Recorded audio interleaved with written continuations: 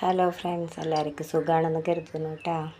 ഇന്ന് ഞാനും chicken roast ഉണ്ടാക്കാൻ പോകണം കേട്ടോ. ചിക്കൻ മഞ്ഞൾപ്പൊടി ഉപ്പൊക്കെ വെച്ചിട്ട് ചെറുതായി ഒന്ന് പകുതി വരെ വറുത്തെടുത്തിട്ടുണ്ട്. അപ്പോൾ അതിലേക്ക് വെളിച്ചെണ്ണ ഒഴിച്ചിട്ടുണ്ട്. അപ്പോൾ സവോളയും വെളുത്തുള്ളി ചെറുതായി ഇഞ്ചി അരിഞ്ഞ് വെച്ചിട്ടുണ്ട്, അത് ഇട്ടിട്ടുണ്ട്. പച്ചമുളക് ഇട്ടിട്ടുണ്ട്. അപ്പം ഇളക്കി കൊടുത്തിട്ടോ. ലേശം ഉപ്പും കൂടി ഇട്ട് കൊടുക്കുന്നുണ്ട് കേട്ടോ. ചിക്കൻ വറുത്തതിൽ കുറച്ച് ഉപ്പിട്ടിട്ടുണ്ട്. അപ്പോൾ അതിനനുസരിച്ച് കുറച്ച് ഇടണമല്ലോ കേട്ടോ, ഒന്ന് വാടി വരട്ടെ.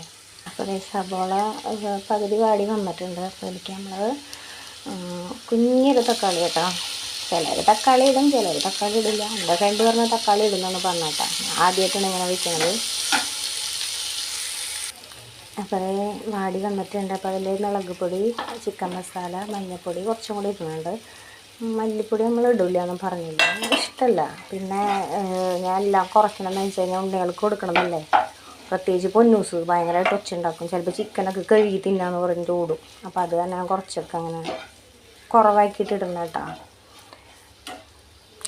അപ്പോൾ ഒന്ന് മൂക്കട്ടെ. അപ്പോൾ എല്ലാ മസാലയും ഇങ്ങനെ മൂത്ത് വന്നിട്ടുണ്ട് കേട്ടോ. അപ്പോൾ നമ്മൾ വറുത്ത് വെച്ച ചിക്കൻ അതിലേക്ക് ആഡ് ചെയ്യാൻ പോകുന്നത്.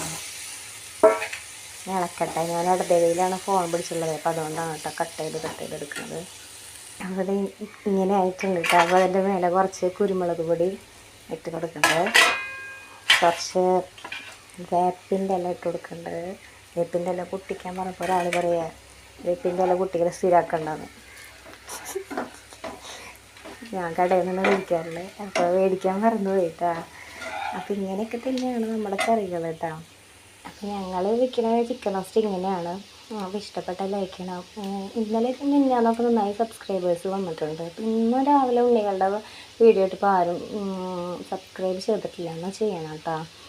പിന്നെ കറി കാണുമ്പോഴേ ഞാൻ കൂടുതൽ എരിവൊക്കെ കഴിക്കുന്ന ആളാണ്. നന്നായി മുളക് കൂട്ട കറിയിലും. എനിക്ക് എൻ്റെ ആങ്ങളയുണ്ട്. അപ്പോൾ അവനെ ഞാൻ കറിയൊക്കെ വെച്ച് കഴിഞ്ഞാൽ പറയുന്നറിയാം. അമ്മോട് പറയും നാവ് വെള്ളത്തിൽ കൊണ്ടുവന്നിടണം വരുന്നു എന്തോരം മുളക് ഇട്ടേന്. അപ്പോൾ ഇപ്പം നമ്മൾ നന്നായി കുറച്ചിട്ടിടണം ഉണ്ണികൾക്ക് കൊടുക്കണ കാരണമായിട്ടാണ്. അപ്പോൾ